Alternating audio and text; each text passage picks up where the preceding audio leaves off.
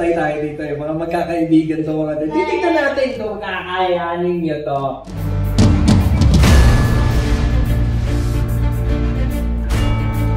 Happy ako sa second group. They were very, very good. Very prepared. Parang hindi na nga ako kailangan dito.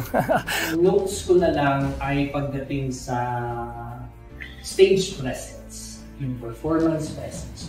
And ang pinaka-importante dyan is iPod. Konting linis na lang, I think kayang-kaya nila to make it to the next round.